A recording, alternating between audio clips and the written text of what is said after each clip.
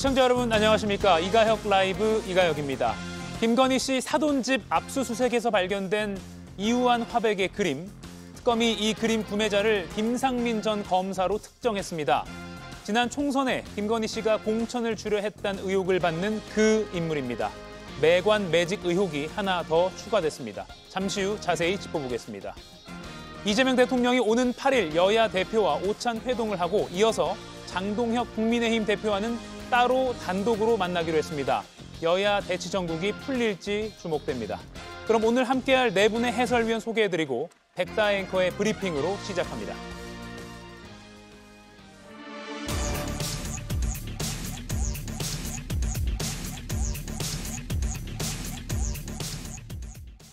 또 드러난 김건희 매관 매직 의혹.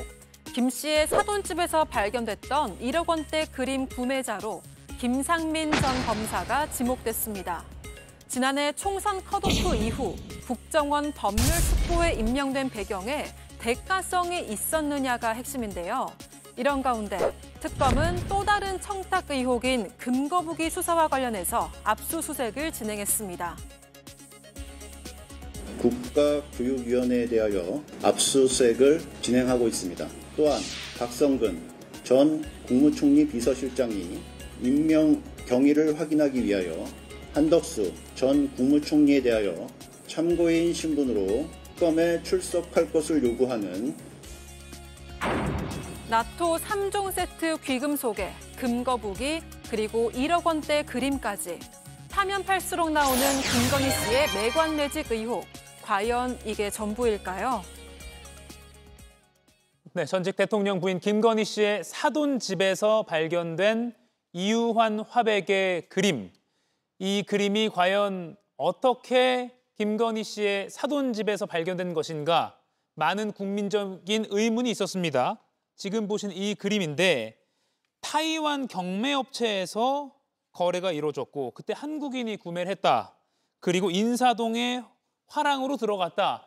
여러 가지 이야기가 나왔는데 최종적으로 특검이 김상민 전 검사가 1억 2천만 원 정도를 주고 산 것으로 특정을 한 상태입니다. 조현삼 위원님, 김상민 전 검사가 다른 인물도 아니고 언론에 많이 오르내린 사람이잖아요. 그 사람이 이 그림을 샀네요. 그렇죠. 아마 많은 분들이 김상민 전 검사의 이름을 들어봤을 것으로 생각이 됩니다. 예. 김건희 씨와 유착된 그런 관계가 여러 차례 드러난 바가 분명히 있죠. 그 김상민 전 검사의 경우에는 사실 검사 신분에서 사실 본인의 고향이라고 할 수 있는 경남 창원 출마를 기정사실화했기 때문에 그 당시부터 논란이 굉장히 많았습니다.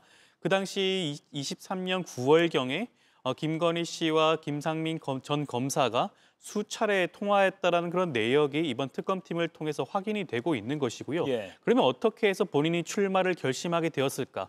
전 현직 검사 신분으로서 이런 여러 가지 무리수를 두면서까지 출마를 결심한 데에는 김건희 여사와의 관계가 있지 않나라는 것을 의심을 충분히 할 수가 있는 것이고요. 이번에 이우환 화백의 그림을 김상민 검사가 구매를 해서 이것이 김건희 씨 오빠인 김진우 씨 자택에 있었다는 것을 살펴보게 되면 그것 자체가 굉장히 그런 대가성이 있는 게 아닌가라는 의심을 지울 수가 없을 것 같습니다. 예, 송영훈 의원님, 설마 했는데 역시나라고 해야 될까요? 김상민 검사가 딱 구매자가 됐네요. 그러게요. 그 그림을 구매한 시점이 2023년이기 때문에 예. 결국에는 총선 공천을 염두에 두고 청탁을 위해서 구매해서 전달한 것이 아니냐라고 하는 의혹이 나올 수밖에 없는 상황으로 보입니다. 예. 한 가지 그나마 불행 중 다행스러운 것은 당시 국민의힘 지도부는 이 김상민 전 검사를 원칙대로 컷오프 시켰다고 하는 겁니다. 창원 의창구에서 이 김상민 전 검사가 경선도 붙어보지 못하고 그냥 컷오프 됐거든요. 그런데 만약에 여기에 어떤 여지를 뒀더라면 지금 국민의힘이 어떤 상황에 이르렀겠는가 생각해봤을 때 참 가슴을 쓸어내리는 일이 아닐 수 없다. 당의 일원으로서는 그런 생각도 듭니다. 그리고 이 김상민 전 검사는 원래도 상당히 논란이 많은 인물이었습니다. 2023년 추석 때 현직 검사의 신분인데도 지역 주민들에게 문자 메시지를 보내서 대단히 부적절한 처신으로 큰 논란을 일으켰죠. 당연히 원칙대로 컷오프 시킬 수밖에 없는 것이었는데 예. 자 이제 와서 돌아보면은 2024년에 당시의 당정 관계에서는 상당히 이해할 수 없는 일들이 많이 있었습니다. 그런데 정치에서 이해할 수 수 없는 일들은 사실 이해할 수 없는 것이 아니라 이해를 할 수 있는 정보가 없는 경우가 상당히 많습니다. 이제 와서 돌아보면은 2014년 1월 15일 무렵부터 있었다고 하는 이른바 문자 익식 논란, 그런 것들이 7.23 전당대회 과정에서 왜 굳이 공개가 되어서 그것이 이슈가 되었어야 되는가. 그리고 그 이후에 한동훈 대표가 선출된 이후에도 당정 관계에 많은 파열음이 있었던 것들이 왜 그렇게 돼야 했었는가에 대해서 이제 좀 퍼즐을 맞춰볼 수 있게 된 것이 아닌가. 즉 예. 당정 갈등이 아니라 어떻게 보면은 이런 청탁에 의한 공천 외압이 무산되자 그런 것들에 대한 불만을 표출해 온 것이 그 배경이 아니었겠는가 하는 지점을 좀 짚어볼 필요가 있다고 생각합니다. 예, 김지우 의원님. 지금 김상민 검사가 공천 탈락하고 나서 국정원 법률특보로 꽤 괜찮은 자리를 간 것을 두고도 많이 말았는데 이 그림 덕분이었을까요? 사실은 23년 추석 기간에 예. 웬 정신 나간 검사가 창원에서 문자를 뿌린다고 해서 저희는 정말 뭐 이런 주제 파악을 못하는 공직자가 있나 이러고 그냥 웃어 넘겼어요. 현직 신분으로 문자를 보냈죠. 아니 그래서 너무 웃기는 짓이라 아유 저 정신 나간 사람이구나 이러고 치부했는데 나중에 알고 보니까 국정원에 특별 채용되고 또 명태균 그 청탁 명단에 있고 이번에 그림까지 나왔는데요. 사실은 현직 검사 공직자가 이런 식으로 검사 시절에 그림을 구매해서 상납하고 일종의 매감 매직. 제가 중고등학교 국사 시간 이후에 매감 매직이라는 단어를 최근 한 달 동안 너무 많이 듣습니다. 예. 상상을 초월하는 이러한 행태가 단지 그때뿐이었나. 우리가 모르는 검사들의 세계에서는 이러한 매감 매직, 그다음에 상납 이런 게 관행적으로 굉장히 빈번하게 이루어졌고 그리고 이런 것이 문화였고 처벌받지 않는 문화가 이런 창극을 부른 게 아닌가 이런 생각이 듭니다. 예, 김은영 의원님. 현직 검사가 당시 대통령 영부인의 측근, 뭐 오빠죠. 오빠에게 억대의 그림을 줬어요. 이거 어떻게 이해해야 됩니까? 일단 김상민 검사라는 사람이 굉장히 독특하다는 점을 일단 먼저 인지하고 가야 됩니다. 예. 저희가 흔히 한 10년, 15년 전쯤에는 이런 기사들이 종종 볼 수 있었죠. 검사가 뇌물을 받았다. 받았다가 예. 있지만 뇌물을 줬다라는 개념은 저는 거의 처음 들어보는 것 같습니다. 그러니까 그만큼 김상민 검사라는 사람이 굉장히 독특한 사람이었다는 점을 일단 주목을 해야 될 것 같고요. 저희가 현실적으로 김상민 검사의 행동에 대해서 저희가 어떤 면을 또 주목해야 되냐면 김상민 검사는 명태균 녹취록에 등장을 하고 또 나아가서 국정원 법률특보라는 반대급부가 있습니다. 이렇게 되면 아무리 지금 현재는 수사 단계이기 때문에 확정적으로 얘기할 수 없는 상황이긴 하지만 정황상 증거나 정황상 물증 증거라든지 또 드러나는 저런 증언 같은 걸 봤었을 때 김상민 검사에 대해서는 충분히 의심을 가지고 제대로 된 수사를 아주 많이 해야 된다 이렇게 말씀드리겠습니다. 예, 명태균 씨를 패널 분들께서 언급해 주셨는데 저희가 그래픽으로 준비한 게 있습니다. 김건희 씨가 김상민 전 부장검사가 조국 수사 때 고생했다. 의창구 국회의원 되게 도와주세요라고 하니까 명태균 씨가 평생 검사만 하고 지역 모르는 사람은 공천 주면 총선 집니다.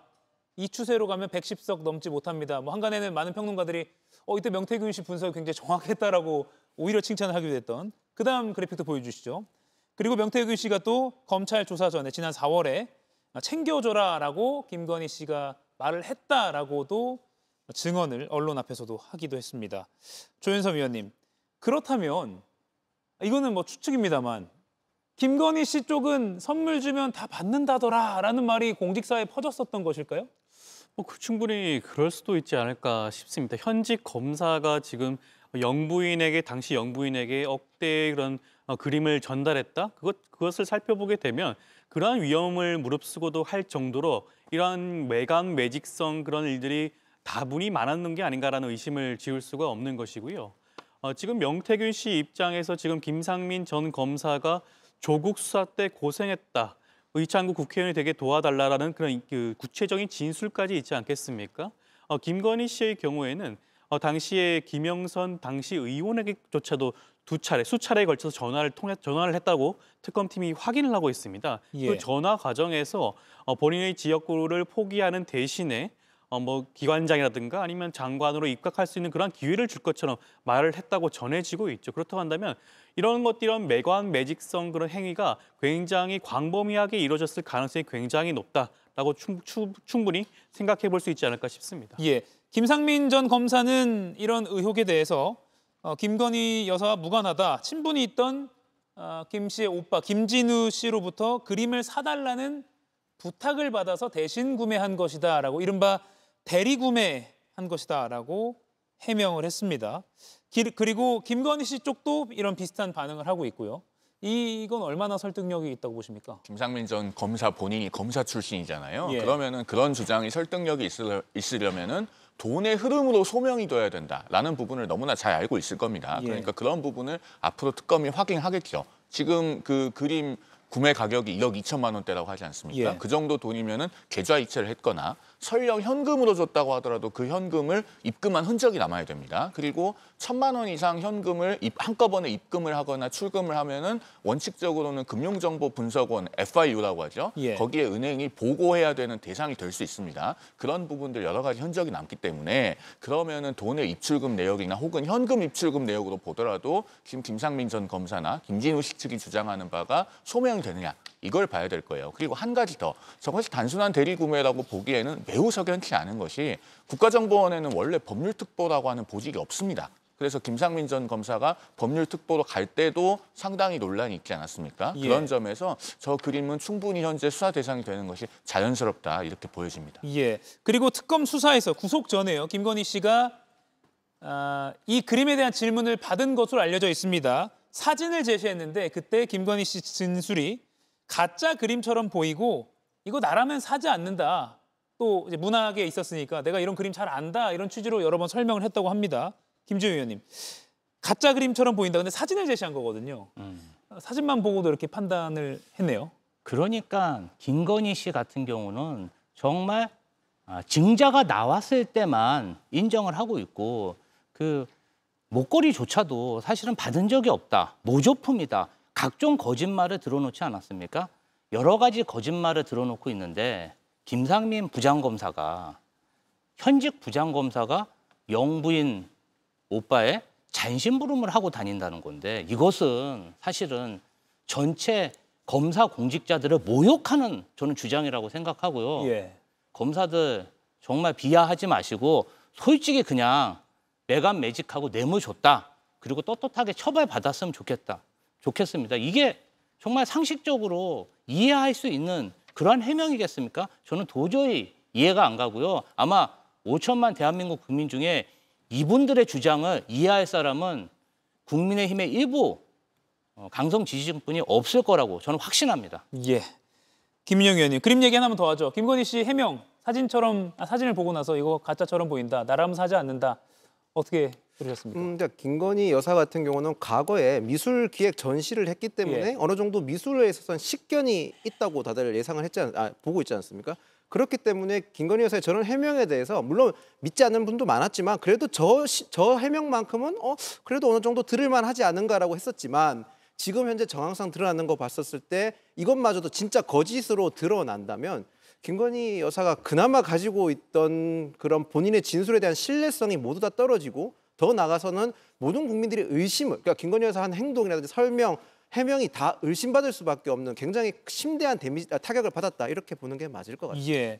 그 두 변호사분께 이 수사의 측면에서 한번 여쭤볼게요. 지금 아무튼 김건희 씨 측, 김진우 씨 그리고 준 사람 김상민 전 검사도 청탁, 매간 매직 의혹은 부인을 하고 있거든요. 그럼 특검 입장에서는 이미 이제 구매 과정은 어느 정도 파악을 한 것 같고요. 이게 대가성이 있는 거다라는 건 어떻게 입증이 가능할까요? 네.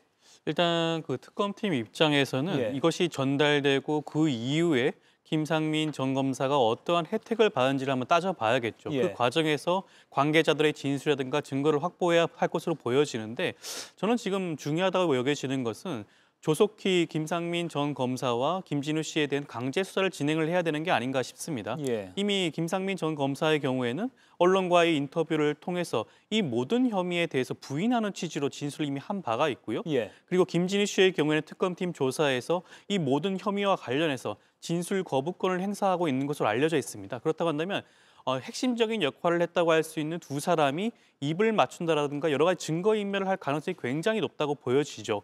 그렇다고 한다면 특검팀 입장에서는 더 이상의 증거가 인멸되지 않도록 두 사람에 대한 강제 수사를 조속히 진행해야지만이 앞서 말씀하신 매각 매직과 관련된 각종 증거를 더욱더 뚜렷하게 확보할 수 있지 않을까 싶습니다. 예, 지금 그림은 김건희 씨의 오빠 김진우 씨가 특검 조사를 받고 나오는 모습이었습니다. 네. 뭐 수사 방법론상으로는 대동소이한 의견인데요. 결국에는 김진우 씨와 김상민 전 검사를 동시에 출석하도록 해서 분리신문해야 되겠죠. 예. 그렇게 함으로써 서로 진술이 모순되는 부분을 찾아내야 될 것으로 보이고, 그리고 저 그림을 현직 검사가 대리구매했다. 그것 자체가 대단히 자연스럽지가 않아요. 왜냐하면 저 이후한 화백의 점으로부터라고 하는 그림은 결국에는 미술에 대해서 어느 정도 식견이 있어야 저 그림이 존재하고, 그리고 어느 정도의 가치가 있고, 또 근래의 경매에서 낙찰이 돼서 국내로 들어왔다라는 것까지 파악이 가능하지 않겠습니까? 예. 그러면은 도대체 어떻게 해서 저 작품을 선정해서 누가 가지고 있는지도 알고 구매를 하게 됐는지, 이런 것에 있어서 사실은 자연스러운 진술이 나오기는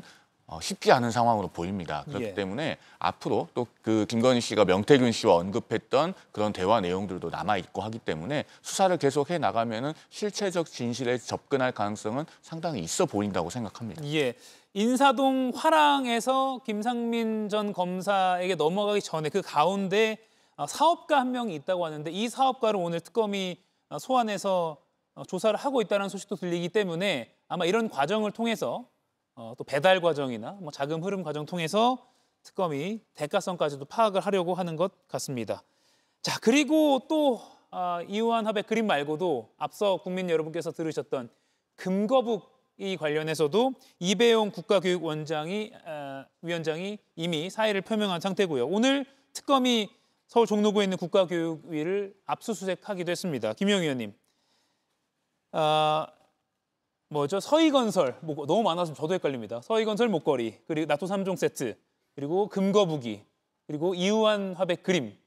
혹시 또 나올 가능성에 대해서 어떻게 보세요?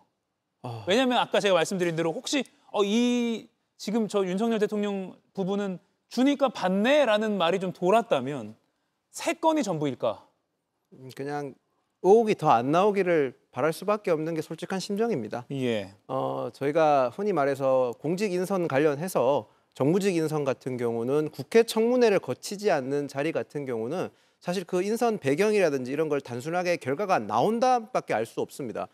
인사청문회 같은 경우는 어느 정도 저희가 흔히 말해서 모니터링도 하고 더 나아가서 검증을 하는 기준점이 있기 때문에 검증을 통과해야 될 수 있지만, 인사청문회가 대상이 아닌 공직 자리 같은 경우는 사실 솔직히 결과가 공직 인선이 끝나봐야 알 수 있는데, 지금 그런 자리가 생각보다 많고 거기에 따른 어떤 일이 있었는지는 사실 현재로서는 특검도 다 모를 겁니다. 특검도 이제 조사를 해야 될 거고, 아마 특검 입장에서는 이런 사건이 하나하나씩 현안 자체가 하나씩 더 나오기 때문에 추가적인 수사는 불가피할 거라고 생각합니다. 거기에 따라서 저희가 지금 할 수 있는 거는 그냥 저 추가적인 이런 의혹들이 더 없기를 그냥 바랄 뿐입니다. 예. 그리고 오늘 김건희 특검이 대통령 경호처를 압수수색했습니다. 해군 선상 파티 의혹입니다. 이것도 오랜만에 뉴스에 다시 등장했습니다. 2023년 8월 초에 윤 전 대통령 부부가 여름 휴가를 떠났는데, 그때 김건희 씨와 일부 인사들이 해군 함정을 동원해서 지인들과 바다 위에서 술 파티를 벌였다라는 의혹입니다. 이것도 추미애 의원이 한번 제기했었는데 수면 아래에 있다가 다시 또 압수수색을 통해서 본격적으로 수사가 진행되네요. 이거 굉장히 엽기적인 사건이죠. 예. 사실은 조선 왕조 500년 역대 임금님의 위패를 모셔놓은 종묘 사당에서 개인적인 차담회를 하고, 그리고 장갑차를 운전해 보겠다고 졸라서 장갑차를 운전하고, 러시아 적경지에 가서 명품을 구매하고, 그리고 나토 순방 때 민간 수행원을 대동하고, 이런 것들이 공직자 배우자로서는 도저히 상상할 수 없는 일들을 이분들은 그냥 꺼리낌 없이 했다. 사실은 저는 개인적인 파티를 위해서 정말 우리 의무 복무하고 있는 국군 장병들이 있는 그런 곳에서 파티를 했다는 것 자체가 너무나 통탄스럽고요. 김건희 특검 관련해서 정말 시한을 두고 정말 짧게 집약해서 추진해야 되는데, 파도 그냥 사건이 너무 나오다 보니까 민주당으로서도 어쩔 수 없이 특검 연장안을 검토하는 게 아닌가, 이런 생각이 듭니다. 예.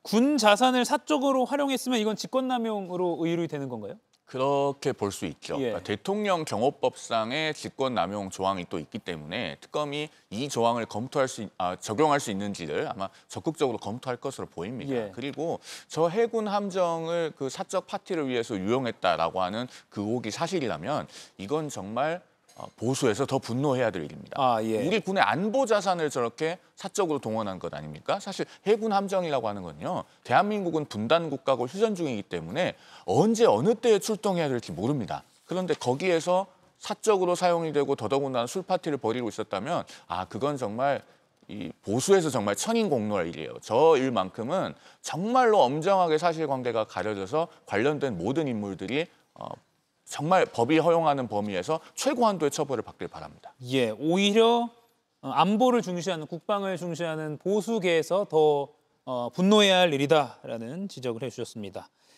그리고 권성동 국민의힘 의원과 통일교 간의 유착 의혹, JTBC가 단독 취재한 바에 따르면 조금 더 짙어지는 모양새입니다. 윤석열 대선 캠프 조직 단장으로 임명된 것으로 알려진 세계일보 전 윤정노 부회장이 통일교 2인자와 나눈 메시지 내역을 JTBC가 단독으로 보도해드렸는데요. 이렇게 국민 대통합위원회 조직단장으로 위촉됐습니다라고 통일교 당시 제2인자로 알려진 윤영호 세계본부장에게 보냈고, 그러니까 윤 본부장이 축하드린다라고 한 게 2021년 11월 대화입니다. 그리고 한 달 뒤에 대선이 한창일 때죠. 윤영호 전 본부장이 권 총장과의 약속 잡아주세요라고 했고, 이 권 총장은 권성동 의원으로 알려지고 있습니다. 조윤선 의원님, 유착 정황 의혹 이 정도면 메시지가 나왔으니까 특검이 파악했으니까 조금 더 짙어지는 것 같습니다. 그렇다고 할 수가 있겠죠. 권성동 의원 입장에서는 통일교의 관계성을 극구 부인하고 있지 않겠습니까? 권성동 의원과 통일교의 그런 연결고리 중에 하나라고 할 수가 있는 분이 확인했다고 할 수가 있겠죠. 예. 윤정로 전 세계일보 부회장이 어떻게 보면 윤영호 전 세계본부장을 통해서 권성동 의원을 소개시켜준 거 아니겠습니까? 실제로 권성동 의원과 윤영호 전 세계본부장이 만난 이후에 당시 2022년 3월경이죠. 당선인 신분이었던 윤석열 전 대통령과 만난 사실관계가 확인이 되고 있습니다. 그렇다고 한다면 과연 권성동 의원이 통일교와의 그런 연결고리 역할을 하지 않았다는 주장이 사실에 부합하는 것일까? 당연히 의심을 가질 수밖에 없는 상황이라고 할 수가 있겠고요. 지금 여러 가지 물증과 정황 증거, 그다음에 진술들이 나오고 있기 때문에 권성동 의원을 향한 특검팀의 수사가 더욱더 적극적으로 진행될 가능성이 높지 않을까 싶습니다. 네, 김효영 의원님, 이 메시지 어떻게 보셨어요? 이 유착이 드러났다, 더 구체적으로 났다 하는 전제 조건은 권성동 의원이 통일교로부터 불법 정치 자금을 받았다는 게 확정이 돼야 됩니다. 먼저. 예. 현재로서는 아직까지 그 불법 정치 자금을 받았는지는 의혹인 단계이기 때문에 저는 요거 가지고, 그러니까 이 문자를 주고받았는 내용 가지고 앞부분에 불법 정치 자금과 연계한 건 조금 어불성설인 것 같습니다. 왜냐하면 선거 캠프에서 조직단, 즉 조직본부 같은 경우에는 위촉장이 굉장히 많이 남발되는 겁니다. 그렇기 때문에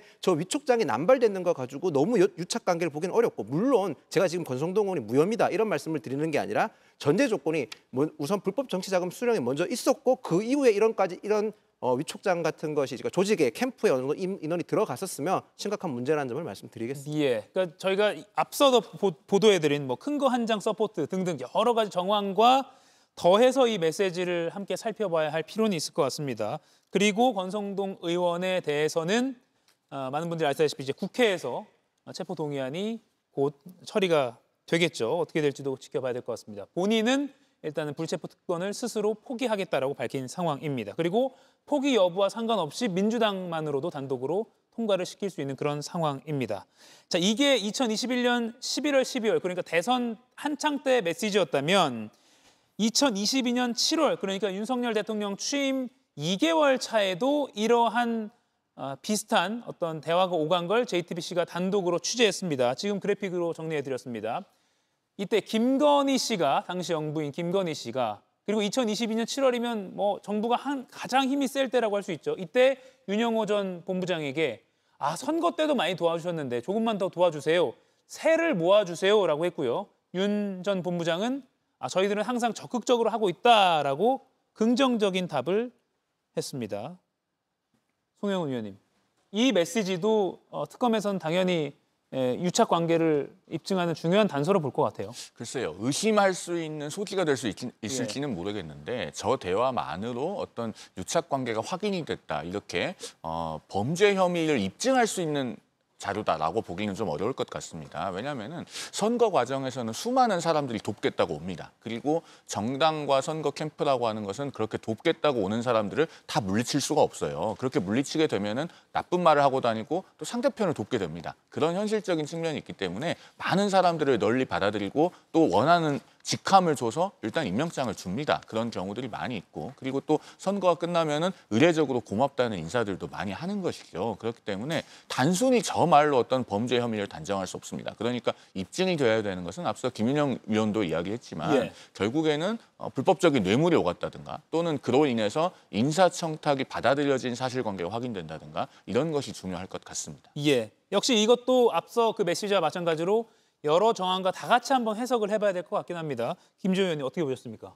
저기의 핵심은 대통령 취임 후에 세를 모아달라 이야기한 게 사실은 핵심 아니겠습니까? 아니 당선이 됐는데 왜 세를 모아달라고 그럴까요? 아마도 그때 당시에 이준석 대표를 낙마시키고 새로운 당대표로 김기현 후보를 낙점해서 옹립하는 데 있어서 아무래도 김기현 후보 자체가 지명도도 낮고 세가 없기 때문에 통일교의 조직적인 도움이 필요했고 그러면 통일교의 조직적인 도움은 어디서 나왔을까요? 대선 경선 기간 중에 통일교 신도들이 정말 많은 당원으로 가입했고 대선이 끝난 지 얼마 안 된 당대표 선거에서 그 영향력을 발휘할 수 있다는 확신이 있기 때문에 저는 통일교에 이런 부탁을 했을 거라고 생각하고요. 뇌물을 받는 데 있어서요. 자신이 착용하는 백, 구두, 목걸이 이런 부분은 사실은 굉장히 밀접한 거 아니겠습니까? 그런 뇌물을 받았다는 것. 그만큼 통일교와 밀접한 사이 그리고 영부인이 돼서도 이런 정치 현안에 개입을 해도 전혀 꺼리낌이 없는 사이였다. 뭔가 복합체처럼 움직였다. 저는 그렇게 보입니다. 예, 흔히 뭐 라포라고 하잖아요.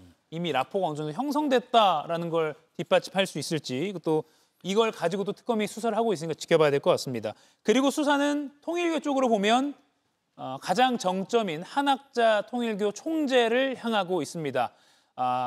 8일에 출석하라라고 특검은 앞서 통보했는데 8일 출석에 대해서는 한학자 총재 측은 건강상의 이유로 불출석 사유서를 제출했고요. 이에 특검은 다시 다음 주 목요일로 출석하라고 2차 출석 요구서를 보낸 상태입니다. 이에 대해서는 아직 통일교 쪽에서는 답변은 없는데 글쎄요. 2차 출석 요구 다음 주 목요일 조윤선 변호사님 출석할까요? 아마 한학자 총재 측에서는 이 출석 여부에 대해서 뭐 고민을 할 것 같긴 합니다. 그렇지만 한학자 총재가 만약에 이번 2차 출석 요구에도 응하지 않는다고 한다면 특검팀이 이를 방관하지만은 않을 가능성이 높지 않을까 싶습니다. 한학자 총재와 통일교의 지금 유착 관계가 여러 가지 정황과 물적 증거로 드러나고 있는 상황에서 만약 이렇게 소환 조사에 응하지 않는다면 사실상 강제 조사에 돌입하는 그런 명분을 줄 수밖에 없는 상황이긴 하거든요. 그렇다고 한다면 한학자 총재 측에서는 어차피 피할 수 없는 조사라고 한다면 뭐 서면 조사라든가 뭐 이런 식의 주장을 하기보다는 적극적으로 수사에 임해서 본인이 주장하는 바, 본인이 생각하는 바를 적극적으로 임하는 것이 어떻게 보면 수사에 협조한다는 측면에서 추후에 여러 가지 그런 양형이라든가 여러 가지 측면을 살펴볼 수 있는 그런 기회가 될 수도 있지 않을까 싶습니다. 예. 그 분위기를 좀 살펴보면 통일교 쪽에서는 한학자 총재 구속만큼은 정말 피해야 된다. 이것만은 정말 안 된다라는 분위기라고 하더라고요. 그래서 오히려 지금 상황에서 출석하면 또 신병확보까지 특검이 나서는 거 아니야? 가능성은 어떻게 보세요? 그런데요. 앞서 조현삼 의원도 지적을 해주셨지만 지금 두 번째 출석을 안 하게 되면 특검이 세 번째까지 기다리지 않을 가능성이 상당히 있습니다. 오히려 특검이라고 하는 게 기본적으로 수사 기간이 제한되어 있기 때문에 마냥 기다려줄 수는 없다는 생각을 할 가능성이 있고 그렇게 되면은 체포영장을 청구해서 영장에 의해서 체포한 다음에 그 조사 이후에 구속영장 청구까지 바로 일사천리로 이어질 가능성도 배제할 수 없습니다. 더더군다나 이 지점에서 우리가 짚어봐야 될 것은 한학자 총재가 이재명 정권의 첫 민정수석인 오광수 변호사를 변호인으로 선임함으로써 전관예우를 의도하고 있는 것이 아니냐라고 하는 큰 논란이 빚어졌잖아요. 물론 오광수 변호사가 이 정권의 첫 민정수석이면서 그런 전관예우를 의도하는 듯한 변호인 선임에 응한 것 자체, 그리고 그런 인사가 사실 인사검증을 통과해서 민정수석이 됐던 것까지가 참 문제입니다만, 어쨌든 이런 것이 이미 알려진 상황에서 두 번, 세 번 계속 기다려주게 되면은 특검도 과연 한학자 총재 쪽에 대해서 호의를 베풀어주는 것이 아니냐라고 하는 논란으로부터 자유롭기가 어려워질 수 있습니다. 예. 그렇기 때문에 아마 한학자 씨의 변호인 쪽에서도 두 번째 출석 요구에 대해서는 응하는 방향으로 조언을 하지 않을까, 그렇게 예상되는 지점이 있죠. 예, 오히려 지금 상황에서 응하지 않으면 더 불리할 수 있다, 이렇게 봐야겠네요. 이거 하나만 짧게 보고 넘어갈게요. 미 전 국무부 장관이죠. 폼페이오 전 장관이 소셜미디어에 이런 글을 올렸습니다. 국내 현안에 대해서인데요. 통일교 한학자 총재 대상 법적 조치 매우 우려스러운 일이다. 종교 자유를 침해한다라는 글을 올렸습니다. 김주호 의원님. 네. 한국 정계뿐만 아니라 미국 정계에도 통일교가 꽤 힘이 센 것 같아요. 한학자 총재와 통일교에서 이번 범죄 혐의 그리고 재판에서 유리한 고지를 차지하려고 정말 수단 방법을 가리지 않고 활동을 하는데 예. 그러한 대응은 사법적 테두리에서 이루어져야지 특검 앞에서 신도들이 1인 시위를 하고 그리고 해외 유명 인사를 동원해서 메시지를 내는 방식으로 정치적 접근을 했을 경우에 오히려 여론의 역풍을 받아서 더 안 좋은 결과를 낼 수도 있다. 예. 지금 급하다 보니까 주변에 있는 법률 조력가들이 이야기하는 것을 무분별하게 수용해서 지금 마구잡이로 이렇게 일을 하는 것 같습니다. 이 부분 관련해서 대한민국이 그렇게 호락호락한 나라가 아니다. 사법적 대응, 본분을 좀 지켜주셨으면 합니다. 물론 폼페이오가 저 글을 어떤 연유로 올렸는지, 통일교 측의 부탁을 받았는지 이런 건 입증된 게 없지만 지금 위원님께서는 아마 요청에 의해서 올렸을 가능성이 크다, 이렇게 추정하시는 거군요. 그렇죠. 예. 짧게 어떻게 보십니까? 그런데 어떤 경위로 마이크 폼페이오 전 국무장관이 저런 글을 올리게 되었든지 간에 네. 그것의 국내적인 영향력은 극히 제한적일 거라고 봅니다. 예. 일단은 폼페이오 전 국무장관이 지금 어떤 위치에 있냐고 하면 2021년 1월까지 미국 국무장관을 했었잖아요. 그리고 작년 11월에 트럼프 대통령이 당시에 당선인 신분으로 콕 집어서 트럼프 행정부 2기에 부르지 않을 거라고 지목한 인사 2명이 있습니다. 한 사람이 마이크 폼페이오 국무장관이고 다른 한 사람이 니키 헬리 전 유엔 대사죠. 그렇기 때문에 당분간 미 행정부의 주요 요직에 복귀할 가능성은 별로 없어요. 물론 민간에서의 역할이 있겠죠. 그러나 폼페이오 전 국무장관이 저런 얘기를 했다고 해서 국내적으로 그럼 수사에 영향을 받을 것이냐, 별로 그럴 것 같아 보이지 않고 예. 또 여론에 있어서도 앞서 말씀드렸듯이 한학자 총재가 오광수 전 민정수석을 선임함으로써 상당히 여론이 악화됐거든요. 이런 부분들에 있어서 저 메시지가 갖는 영향력은 글쎄요, 저는 어떤 영향이 있을지 좀 의문입니다. 예, 저희도 더 이상 관심을 기울일 필요는 없을 것 같습니다. 두 번째 이슈, 백다 앵커가 브리핑으로 준비했습니다. 보시죠. 저 스티커에 돈이 발부된 날짜가 언제로 되어 있어요? 2022년 5월 13일입니다. 2022년 5월 13일 한국은행에서 발부된 거예요. 여러분은 2018년 사건으로 압수수색한다며 수사를 축소하고 은폐하고 있는 거예요. 오늘 법사위에서는 한국은행의 관봉권이 핵심이었습니다. 지난해 12월 검찰이 건진법사 전성배 씨의 은신처에서 압수한 이 관봉권. 게다가 발권 날짜는 마침 윤석열 정부 출범 사흘 뒤, 그러니까 새 정부의 힘이 가장 강력할 때였습니다. 하지만 이 돈에 대한 출처 파악은 이루어지지 않았죠. 더 큰 문제는 검찰이 이 날짜가 적힌 띠지를 잃어버렸고 그 사실도 뒤늦게 알려졌다는 겁니다. 여당 법사위원들은 과연 수사관이 단순 분실한 게 맞느냐, 윗선의 조직적인 개입으로 없앤 게 아니냐고 집중 추궁했습니다. 검찰개혁의 필요성까지로 이어지는 관공권 띠지 분실. 검찰은 국민에게 납득할 설명을 내놓지 못하고 있습니다. 예, 이 관봉권 띠지 분실 논란 관련해서도 잠시 후에 법사위 상황까지 지켜보면서 다뤄보고요. 이것부터 살짝 먼저 짚어보겠습니다.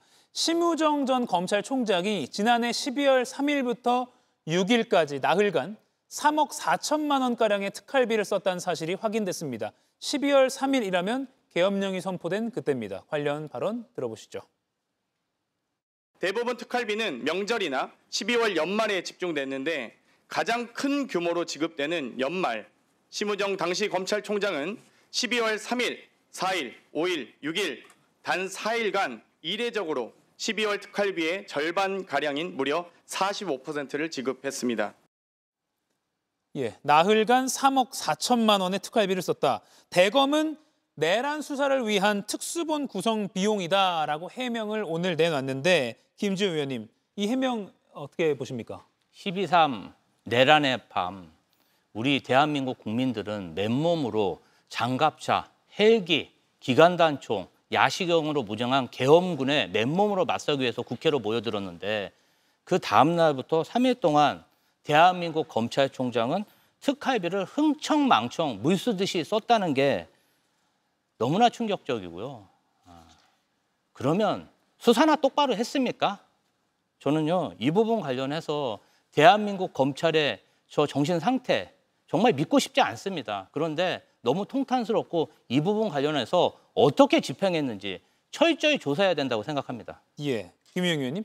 일단 지금 민주당에서 주장하는 바로 따르면 3가지 정도 문제가 있다고 볼 수 있겠습니다. 영수증이 필요 없는, 즉 증빙이 필요 없는 특활비를 썼다는 건 문제와 또는 또 한 개 더 나가서는 검찰이 예산 낭비를 했다는 문제, 그리고 더 나가서 검찰이 써서 문제다. 이렇게 3가지로 볼 수 있을 것 같은데요. 근데 특활비를 사용했다는 걸 문제로 삼고 싶다면 이재명 청와대에서 지금 대통령실에서도 특활비 부활했습니다.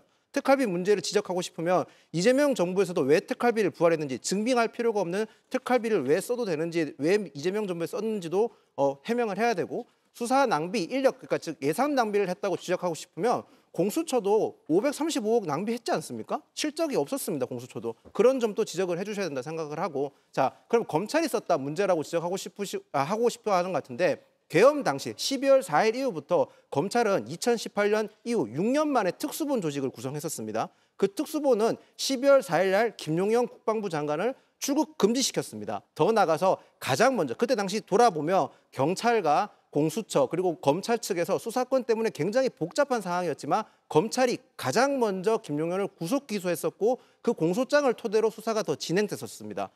검찰이 당시에 실적이 없었던 게 아닙니다. 물론 지금 대검에서 감찰을 시작했으니까 구체적인 정황이 드러나겠죠. 하지만 지금 민주당에서 제기한 의혹들만 가지고는 검찰이 지금 심우정 검찰총장이 특활비를 잘못 썼다라고 진단하기에는 조금 전 이르다는 점 말씀드리겠습니다. 예, 다만 12월 3, 4, 5, 6 이 나흘간 3억 4천만, 그러니까 뭘 다른 기간이 아니라 다른 기간에 어느 뭐 6월 며칠 날 뭐 많이 썼다, 또는 뭐 집중해서 썼다 이런 게 아니라 12월 3일 누구나 다 기억하는 그 내란의 밤부터 내리 이렇게 4일 동안 3억 4천만 원을 집행했기 때문에 더 의구심을 가질 수밖에 없는 것 같거든요. 송영은 의원님.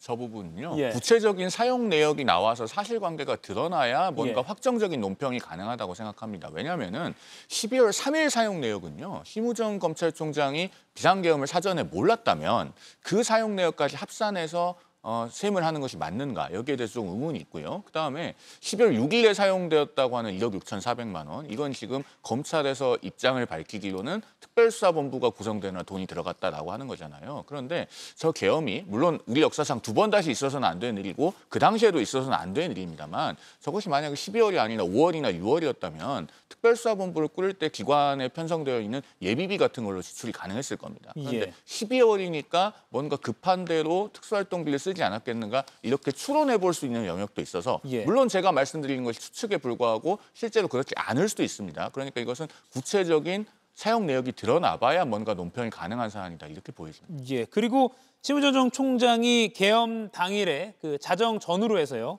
국회가 계엄 해제안 표결하기 전에 박성재 당시 법무장관과 3차례나 통화한 정황이라고 하면 안 되고 사실이죠. 3차례 통화한 사실이 이미 드러났기 때문에 물론 양 당사자는 계엄 국면에서 검찰 조직 잘 관리를 해달라 이런 취지였다라고는 하지만 법무장관과 3차례나 계엄 해제가 되기 전에 통화했던 내용까지 있기 때문에 그리고 그 법무장관은 내란 중요 임무 종사로 지금 혐의를 받고 있는 상황이기 때문에 더욱 이 특활비 내역과 버무려져서 의혹의 눈을 거둘 수는 없는 것 같습니다. 특히나 날짜와 액수만 나오잖아요. 특활비라는 내용이. 장경태 의원도 이걸 확보했지만 중요하게 봐야 할 어디에 썼느냐는 의원도 아직 파악을 못했거든요. 그런데 지금 서울행정법원 판례 같은 것들을 예. 보면은요, 특활비 사용 내역에 대해서 시민단체가 정보 공개 청구하면 대부분 승소합니다. 그 얘기인즉슨 특활비 사용 내역이라고 하는 것이 궁극적으로는 어떤 비밀성이 유지되어야 되는 정보로 보지는 않는다는 것이죠. 예. 그런 차원에서 보면은 앞으로 이 문제는 정확하게 밝혀질 겁니다. 결국 사용 예. 내역이. 그리고 그 사용 내역이 의심스럽고 위법한 것이 있다면 관련된 사람들은 다 책임을 져야 되겠죠. 다만 현재 우리가 공론장에서 논할 때는 날짜와 금액만 있는 상황인데 그것만 가지고 사실관계를 예단해서 지금 답을 하기는 간단치 않다라는 말씀을 드리는 겁니다. 예. 조현삼 위원님 어떻게 보셨습니까? 일단 그 시점이 중요하다고 할 수가 있겠죠. 검찰이 특활비를 사용했다고 해서 문제를 삼는 게 아닙니다. 그 시점이 일반적으로 연말에 집중적으로 사용되는 특활비가 아니라 12월 3일부터 집중적으로 많이 사용되었다는 것에 대해서 의문을 가질 수밖에 없는 부분이고요. 과연 이것이 어떻게 집행이 되었느냐. 앞서 말씀하셨지만 그 사용처에 대해서는 추후 진상조사를 통해서 확인이 될 수 있겠지만 지금 현재 추론할 수 있는 것은 내란과 관련해서 어떠한 모종의 역할을 한 것이 아닌가. 그리고 내란이 국회 그런 비상계엄 해제 의결을 통해서 해제가 되고 난 다음에는 그와 같은 내란 행위에 동조했던 그런 것들을 무마시키기 위해서 이러한 특활비가 사용된 것은 아닌가라는 측면을 충분히 의심할 수가 있겠죠. 그 부분을 지적하는 것이고요. 여기에 대해서는 지금 법무부와 대검 측에서 진상조사를 진행을 하겠다고 하니 그 결과를 지켜봐야 되지 않을까 싶습니다. 예, 그럼 오늘 국회 법사위에서 아주 많은 증언과 또 질문이 나왔는데요. 건진 법사 전성배 씨의 자택 압수수색 과정에서 발견된 현금 관봉권 띠지 분실, 그 수사 관계자들이 증인으로 출석했습니다. 검찰 수사 당시 차장검사부터 일선 수사관까지 나왔는데 영상 먼저 보고 이야기 더 나누겠습니다. 최초에 작년 12월에 압수수색을 하였는데 그 당시의 범죄 사실은 2018년 정치자금법 위반 사건으로 압수수색을 한 것입니다. 저 스티커에 돈이 발부된 날짜가 언제로 되어 있어요? 2022년 5월 13일입니다. 그런데 아까 수사는 2018년 거로 됐다 그랬죠? 예, 그렇습니다. 그러니까 문제인 거예요, 여러분은. 여러분이 압수수색한 저 돈은 몇 년, 몇 월, 며칠로 되어 있습니까? 예. 2022년 5월 13일 한국은행에서 발부된 거예요. 여러분은 2018년 사건으로 압수수색한다며 수사를 축소하고 은폐하고 있는 거예요. 5천만 원. 저건 한국은행이 5천만 원이라고 붙여서 보낸 거죠? 네, 그런 것 같습니다. 그런데 저것을 해체했습니까? 지금 시간이 많이 지나서 저게 띠지가 둘러싸여서 왔는지도 기억이 잘 나지 않습니다. 위증하면 안 되는 거 알죠? 네, 저 1억 6,500만 원 중에 5천만 원은 저렇게 붙어서 왔고 저게 여러분이 찍은 사진 아니에요? 저게 수사 과정 속에서 나와 있는 사진 아니에요? 그리고선도 저것을 2018년 사건이라고 퉁쳐버리려고 했는데 저것은 2022년 5월 13일에 한국은행이 찍어낸 돈이에요. 예, 오늘 법사위에서 수사 관계자들이 증인으로 출석해서 의원들의 질문을 받는 모습 보셨습니다. 사실 차장검사나 부장검사 정도는 증인으로 나오는 걸 많이 봤는데 수사관은 보기가 사실 쉽지 않은데 오늘은 당시 사건에 밀접한 관계자이기 때문에 수사관까지도 증인으로 출석했습니다. 김지우 의원님, 이 수사관이 시간이 지나서 기억나지 않는다라고 했는데 다른 법사위원들도 집중적으로 추궁한 게 아니 관봉권 수사기관도 1년에 한 번 보기 힘든 거 아니냐, 왜 기억을 못하냐 이렇게 추궁했거든요. 일단은 사회 초년생으로 보이는 말단 수사관이 법사위 상임위장까지 나와서 저런 답변을 해야 되는 것 자체가 사실 저도 많이 속이 상합니다. 예. 그런데 저게 도대체 말이 안 되는 얘기 아니겠습니까? 그러면 대한민국 검찰 증거물 확보는 다 저런 식으로 돼 있다는 거잖아요.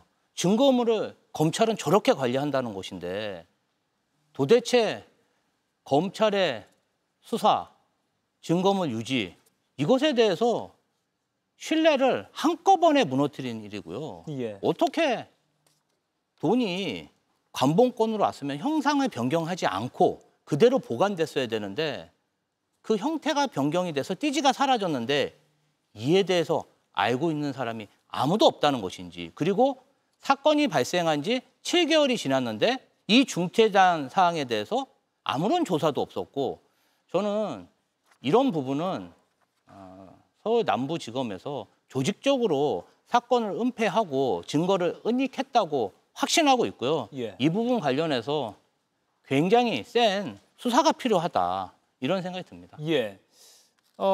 다른 법사위원과 김정민 남부지검 수사관과의 질의응답이 좀 더 오갔는데요. 조금 더 들어보고 이야기 계속 나눠보겠습니다. 돈을 센 적이 있나요?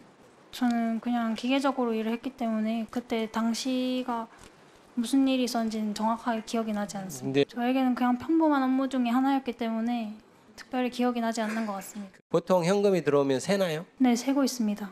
다 모든 현금을 다 세나요? 네, 얼마인지 다 보관 이렇게 기록을 하나요? 네, 매수 확인을 합니다. 돈을 셌다면은 김정민 수사관이 그 관본권 띠지를 풀었을 가능성이 높아 보이네요, 그죠? 그때 당시 띠지로 묶여 있었는지는 기억이 나지 않습니다. 예, 사실 의원들이 이 수사관에게 질문을 많이 하긴 했지만 결국 법사위원들이 밝히고 싶은 것은 김주호 의원 방금 말씀하신 대로 혹시 윗선에 개입이 있었던 것 아니냐 이거든요. 송영훈 의원님 어떻게 보십니까? 일단 저 사안을 좀 둘로 나눠서 봐야 됩니다. 예. 지금 서영교 의원이 김기호 위원께서도 지금 사회 초년생으로 보인다라고 말씀하신 그 김정민 수사관을 앉혀놓고 저렇게 마치 갑질하는 것 같은 인상마저 들게 하는 고압적인 질문을 하는 것은 저는 과연 온당한 일인가 싶습니다. 그러니까 남부지검에서 저 사안에 대해서 밝힐 때 그 경험이 적은 수사관이 실수를 했다라는 취지가 밝혔는데 사실 저도 처음에는 그 말을 듣고 상당히 의문이 있었거든요. 그런데 이제 얼굴 보니까 좀 납득이 됩니다. 그럴 수도 있겠다. 그런데 저 사안에서 정말 중요한 본질은 뭐냐면 올해 3월인지 4월인지 남부지검이 저 상황을 인식했다는 것 아닙니까? 예. 그런데 왜 그 뒤에 제대로 자체적인 진상조사가 됐든 감찰이 됐든 사실관계를 규명해서 책임을 묻지 않고 넘어갔냐라는 겁니다. 이미 퇴직을 해서 징계를 할 수 없는 검사들도 있잖아요. 그런 부분이 핵심인 것이고 그렇기 때문에 저 사안은 실제로 돈을 샜다고 하는 수사관, 말단 수사관을 몰아붙일 것이 아니라 상급자들, 그러니까 당시에 남부지검장이 됐든 차장검사가 됐든 누가 되었든 당시에 지휘체계에 있었던 사람 그리고 감찰 여부나 진상조사 여부를 결정할 수 있는 사람 그 사람들이 과연 본인들의 의무를 다했는지 여기에 초점이 맞춰지는 것이 옳다라고 말씀드리고 예. 서영교 의원의 저런 질문 태도는 우리 국회의원들이 좀 본받지 않았으면 좋겠다라는 말씀드립니다. 예, 조윤삼 의원님. 일단 저는 이번 증언을 하게 된 수사관 입장에 살펴보게 되면 물론 사회 초연성이기 때문에 납득이 되는 거 아니냐는 말씀을 방금 하셨는데 저는 반대 같아요. 만약에 검찰 수사관으로 봉직한 지 얼마 되지 않았다면 굉장히 원칙적으로 일을 했을 거라는 추론을 충분히 할 수 있지 않을까 싶습니다. 대부분의 사회 초년생들이 그렇게 하고 있죠. 의문이 되는 상황이 있다면 원칙적으로 했을 겁니다. 모르는 부분이 있으면 상급자에게 물어봤겠죠. 관본권이라는 걸 처음 봤을 수도 있어요. 그러면 굉장히 희귀한 도너의 그런 모습 아니겠습니까? 그렇다고 한다면 이런 관본권을 돈을 세는 것이 맞는지, 띠지를 훼손하는 게 맞는지 등을 여러 가지 사안들을 본인이 결정할 수 없고 본인의 상급자에게 문의를 하고 그 지시를 따랐을 가능성이 좀 굉장히 높다고 보여지거든요. 그렇다고 한다면 과연 김정민 수사관의 그런 진술 자체를 신뢰할 수 있을 것인가? 과연 단독으로 그와 같은 띠지 훼손 행위를 했을 것인가에 대해서 의문을 가질 수밖에 없고 그 부분에 대해서는 특검팀이 적극적으로 수사에 임해서 밝혀내야 될 부분이 아닌가 싶습니다. 예, 지난해 12월에 압수수색 때 이게 발견됐는데 문제는 하나 더 있습니다. 전성배 씨가 무속인 이 은신처에서 이 관본권 5천만 원 신권으로 딱 포장된 게 어떻게 이게 있을 수 있느냐인데 김용희 의원님 돈의 출처를 어떻게 밝힐 수 있을까요? 전성배 씨는 뭉텅이로 갖다 주면 쌀통에 넣어두기 때문에 기억할 수 없다라고 검찰에서 당시 진술했다고 하거든요. 그러니까 현실적으로 지금 저 관본권을 잃어버렸기 때문에 예. 저 표시를 잃어버렸기 때문에 찾는 게 쉽지는 않다고 봅니다. 근데 제가 은행에 근무하셨던 분한테 여쭤보니까 한국은행에서 관본권으로 나가는 돈 같은 경우는 예. 저기 돈의 1년 번호도 다 따로 은행 측에서는 기록을 한답니다. 그러니까 지금 현재 남아 있는 방법은 역으로 추정할 수 있는 방법이 있을 겁니다. 저 돈을 다 압수 물품으로 다 보관을 따로 하고 있을 때 돈을 다 지금 건진법사 사무실에서 가져온 돈이라면 그 돈의 1년 번호를 통해서 역추적을 통해서 날짜라든지 구체적으로 더 추적하는 방법이 있을 것 같고요. 예. 그게 아니고서야 현재로서는 좀 상당히 어려운 건 사실인 것 같습니다. 그런데 저는 아까 조윤삼 변호사님 말씀에 약간 좀 반론을 하고 싶은 게 지금 만약에 김정민 수사관에 대해서 모든 게 김정민 수사관이 덤탱이를 쓰는 거라면 지금 사실 국회라든지 모든 권력이 다 지금 민주당으로 다 넘어가 있는 상황입니다. 말단 직원이 감내하기에는 너무 큰 사안이고 설사 나중에 이게 안 밝혀질 수 있는 사안이 아니지 않습니까? 지금 특검이 얼마나 많은 수사를 하고 있지 않습니까? 그렇기 때문에 이걸 말단 직원이 모든 걸 덤탱이 쓰고 간다는 점은 너무 과도한 추측이 아닌가 싶습니다. 예, 반론하시겠습니까? 일단 제가 드린 말씀은 수사관에게 모든 책임을 씌운다는 것이 아니라 수사관이 단독으로 할 수 없는 일이었다는 겁니다. 이 당시 관봉권의 그런 그 형태도 아마 그 담당 수사관 입장에서는 처음이었을 가능성이 굉장히 높고요. 그리고 이것이 어떤 사안이었습니까? 국정농단과 관련된 건진 법사의 자택을 압수수색하는 과정에서 나온 뭉칫돈 아니겠습니까? 그렇다고 한다면 더욱더 신중하게 접근했을 가능성이 높고, 그렇다고 한다면 상급자의 그런 지휘 관리 하에서 그런 모든 행위를 한 게 아닌가라는 의문을 드리는 겁니다. 예, 오늘 바로 이 관봉권 논란도 검찰 개혁을 주장하는 목소리로도 더 확대가 되고 있는 흐름도 많습니다. 이에 대해서도 더 논의를 하고 싶은데 시간이 다 되었기 때문에 이 관련해서는 다음 시간에 또 논의하도록 하겠습니다. 네 분과는 여기서 인사드리겠습니다. 고맙습니다.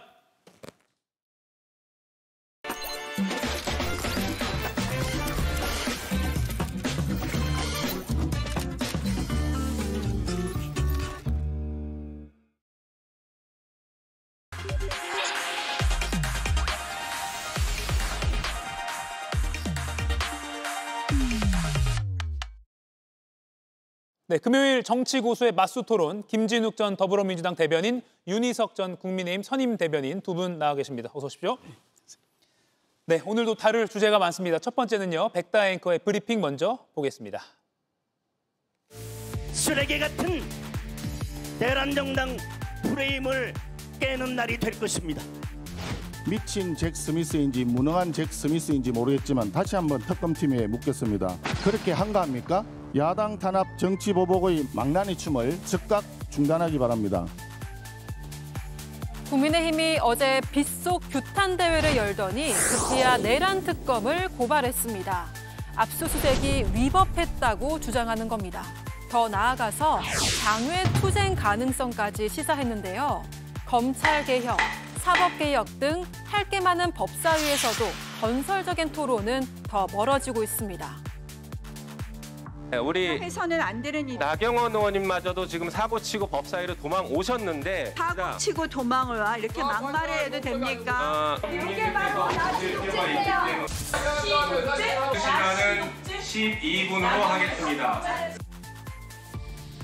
여야가 살얼음판을 걷고 있는 상황. 국민의힘 장동혁 대표는 윤석열 전 대통령 접견을 공개적으로 언급하기도 했는데요. 늦지 않은 시점에 대통령 접견 신청을 따로 하겠습니다.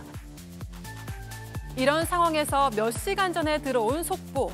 이재명 대통령과 여야 지도부가 오는 8일 오찬 회동을 하기로 했습니다.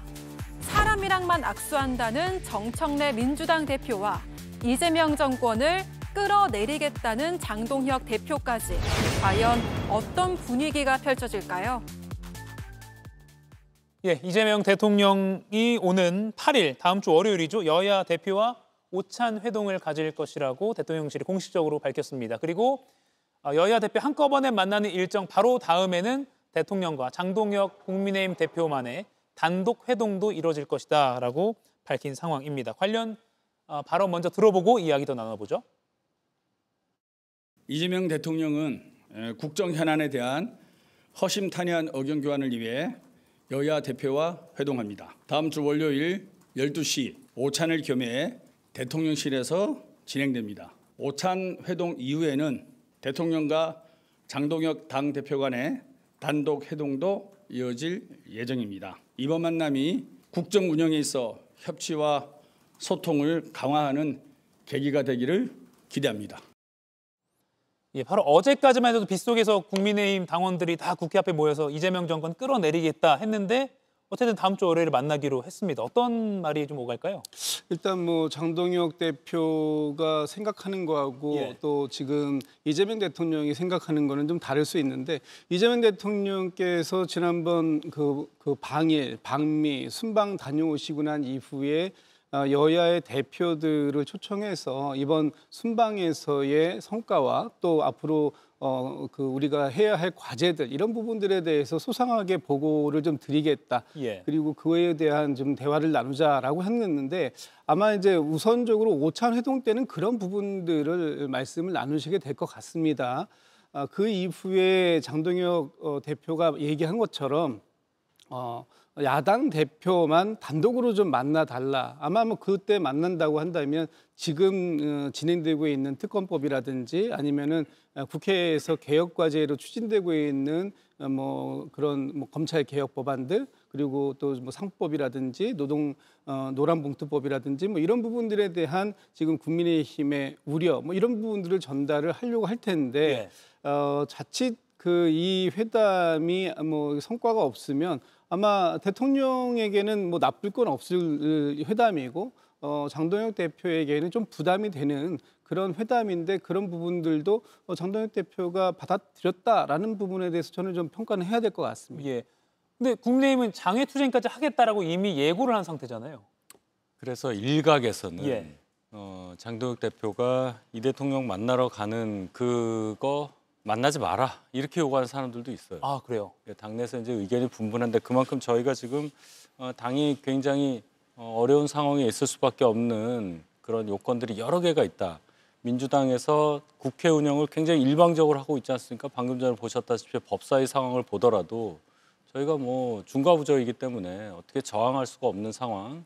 거기에 더해서 이제 특검이 3개 특검이 동시에 지금 진행되고 있는 가운데서 당을 향해서 물리적으로까지 이제 압박이 들어오고 있는 것이다. 그래서 저희가 저항을 할 수밖에 없는 상황이기 때문에 그 과정에서 의견도 많이 나뉘고 있다. 대통령도 만나고 여당 대표와 뭔가 이 돌파구를 뚫어야 한다 이런 의견이 있는 반면에 더 우리의 의지를 강하게 나타내기 위해서라도 만나면 안 된다. 이렇게까지 주장하는 분이 있다. 그런 상황이라고 전해드립니다. 근데 장동혁 대표 입장에서는 외연을 확장하려는 생각도 있을 텐데 지금 말씀하신 것처럼 대통령 만나지 마라. 뭐하러 만나냐. 근데 장 대표 입장에 내심은 모르겠지만 만나서 뭔가 그래도 협치를 하려고 하는 그런 전략도 있을 수 있을 것이고 그 가운데서 좀 갈등하는 것일 수 있겠네요. 제가 볼 땐 그래도 장동혁 대표는 정치에 대한 이해도가 높은 분이기 때문에 당연히 대통령도 만나고 여당 대표도 만나면서 협치에 응하는 그런 자세를 갖는 것이 옳다고 판단하셨을 겁니다. 그렇기 때문에 단독 회담도 제안을 한 것이고요. 그걸 또 이 대통령이 받아주셨기 때문에 그런 장면이 연출이 되잖아요. 방금 전에 이제 성과 말씀하셨는데 성과가 없으면은 그럼 장동혁 대표가 좀 몰릴 거다 예상할 수도 있겠지만은 만남 자체로 장동혁 대표가 얻는 것도 많을 겁니다. 어쨌든 당대표로서의 위상이 공고해지는 것이고요. 그런 가운데 본인이 생각하는 당 운영을 통해서 또 성과를 낼 수 있는 기회가 앞으로 있다고 볼 수 있겠습니다. 정청래 민주당 대표가 사람과만 악수한다고 했는데 대통령 만난 자리에서 이제 장동혁 대표를 만날 거 아닙니까? 악수하겠죠? 저는 뭐 당연히 할 거라고 봅니다. 그러니까 이 정청래 대표가 사람하고 악수하겠다라고 한 부분을 뭐 지금 누구를 지칭해서 예를 들면 국민의힘의 당대표를 지칭해서 뭐 얘기한 것은 아니다라고 봅니다. 다만 국민의힘이 정상적인 보수 가치를 지향하는 정당으로 돌아와라라는 표현이었다라고 보고 이번 자리를 통해서 뭐 자연스럽게 당대표 서로 그 악수하고 뭐 대화하는 그런 자리가 만들어질 거라고 보고요. 저는 뭐 좀 전에 말씀 주셨던 것처럼 장동혁 그 대표가 지난 이 전당대회에서의 캠페인과 이제 앞으로 그 보수 정당이라고 하는 국민의힘을 운영해 가는 과정은 좀 다른 트랙으로 갈 것이다. 그리고 그런 부분들이 아마 대통령과의 만남 이런 부분을 통해서도 어느 정도 발현하려고 할 것이다라는 부분을 좀 기대감을 가지고 있고 장동혁 대표가 지금 상당히 저는 좀 그 우려감을 가지고 시작하는 상황이라고 봅니다. 특히 이제 그 보수 중에서도 극우라고 표현되는 소위 이 유튜버들이 장동혁 대표를 상당히 공격할 가능성이 있어요. 그런 우려와 부담을 안고서도 대통령과 만나서 본인이 그 당대표로서 야당의 대표로서 할 말은 하겠다라는 것을 그 좀 관철시켜내려고 한다면 그 모습만 가지고도 충분히 일단 기본적인 평가는 받을 수 있을 것이다 이렇게 보고 있습니다. 오늘 한국갤럽 여론조사 정당 지지도 결과를 한번 보겠습니다. 보면 민주당이 41%, 국민의힘이 24%로 집계됐습니다. 민주당은 8월 넷째 주보다는 조금 떨어졌고요. 국민의힘은 새 지도부 탄생 이후에 이른바 뭐 컨벤션 효과 같은 기대가 될 법했는데 글쎄요, 박스권에 갇혔다라는 평가가 가능할 것 같습니다. 23%에서 24%로 1%포인트 오르는 데 그쳤네요. 지금 이런 상황에서 국민의힘이 장외투쟁을 하려면 글쎄요. 당내에서는 장외투쟁에 대해서 다 으쌰으쌰 동의하는 분위기입니까? 일단 특검에서 저희를 향한 칼끝을 예. 굉장히 날카롭게 하고 들어오고 있기 때문에 감정적으로는 뭐라도 우리가 해야 한다. 장외투쟁이라도 해야 한다. 이런 의견이 있는 게 사실이죠. 예. 그러니까 지도부에서도 이걸 고려한다는 그런 보도가 나오고 있지 않겠습니까? 그런데 이 장외투쟁의 가장 큰 맹점은 막상 실행했을 경우에 돌아올 방법이 없다는 거예요. 명분을 찾아야 돌아오는 건데 예. 그동안에 많은 장외투쟁 과정, 뭐 저희도 그렇고 민주당도 그렇고 했을 경우에 얻은 효과보다는 들어올 때 명분이 없어서 굉장히 정치적으로 힘들었던 경험이 많고 지금 이 상황에서 저희가 장외투쟁을 했을 경우에는 여야 간의 간극이 더 벌어진다. 이런 우려를 하시는 분들도 많이 계십니다. 예. 따라서 지금 고려되고 있는 장외투쟁이라는 것도 어떻게 보면은 하나 고려할 수는 있겠지만 실제로 실행되는 과정까지 이어질까 거기에 대해서는 여러 과정이 남아 있으니까 좀 지켜봐야 한다. 뭐라고 이렇게 확실하게 말씀드릴 수 없는 상황이라고 봅니다. 예, 실현 가능성에 대해서는 좀 더 생각을 해봐야 된다. 민주당 입장에서는 국민의힘이 장외투쟁하면 사실은 잃을 게 없다. 하려면 해라 이런 분위기도 읽히거든요. 지금 특히 정기국회가 이제 시작됐습니다. 예. 정기국회 기간 동안에 야당이 장외투쟁을 한다. 사실 정기국회 그 중에서도 그 정부를 대상으로 해서 최대의 압박을 할 수 있는 국정감사 이것이 야당이 가지고 있는 꽃이라고 하는 거 아닙니까? 그런데 그걸 포기하고 장외로 나가겠다 아마 쉽지 않을 거고요. 지금 좀 전에 말씀 주셨습니다만 나가는 거는 굉장히 쉬운데 들어오는 게 굉장히 어려운 게 장외 집회예요. 예를 들면 지난주인가요? 얼마 전에 국민의힘에서 야당 몫의 인권위원이 본회의 표결에서 부결됐습니다. 그때 야당이 국회의 일정에 대해서 전면 보이콧한다라고 얘기를 했습니다만 결국은 지금 유야무야하게 이번 정기국회의 개회식에 참석을 했어요. 그리고서 지금 계속해서 국회 의사 일정에 전체가 다 지금 진행을 하고 있는 중입니다.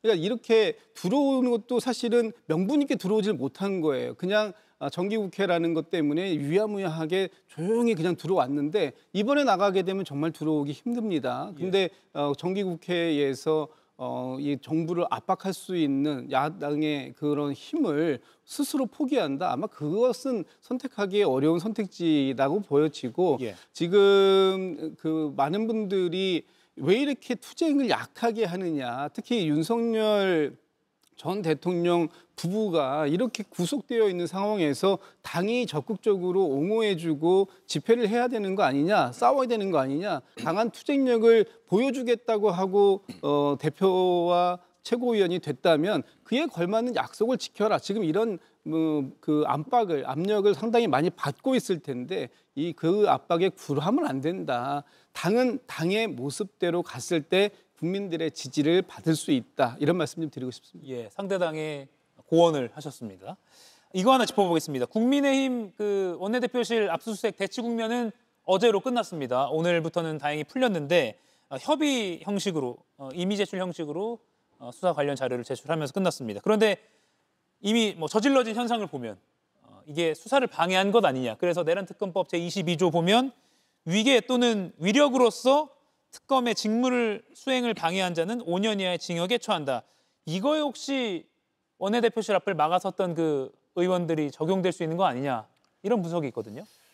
이게 이제 공무집행 방해 일반적인 형법법에 규정된 걸 보면 그 성립 요건이 폭력, 협박 이런 게 들어있어요. 폭행, 협박 이렇게 돼 있는데 여기는 이 벌칙에 보면 위계 또는 위력 이렇게 되면은 범위가 상당히 넓어지죠. 위계라는 건 속임수니까 그건 없을 거고 이제 위력을 행사했느냐 여부인데 지금 화면에 나오는 것처럼 다수의 국회의원들이 저렇게 복도에서 여러 명이 앉아 있는 것만으로도 그럼 이걸 위력 과시로, 위력 행사로 인정할 수 있느냐, 이 벌칙 조항에 해당하냐, 이제 이런 문제에 대해서 지금 문제를 제기하고 있는 그런 것이라고 보는데요. 벌칙이 너무나 셉니다. 징역형밖에 없어요. 벌금형이 없습니다. 무죄 아니면 유죄라는 건데 여기에 만약에 저촉이 돼서 기소돼서 재판이 돼서 유죄가 난다. 그러면 무조건 징역형입니다. 그렇게 되면은 국회의원으로서의 자격이 없어지게 되겠죠.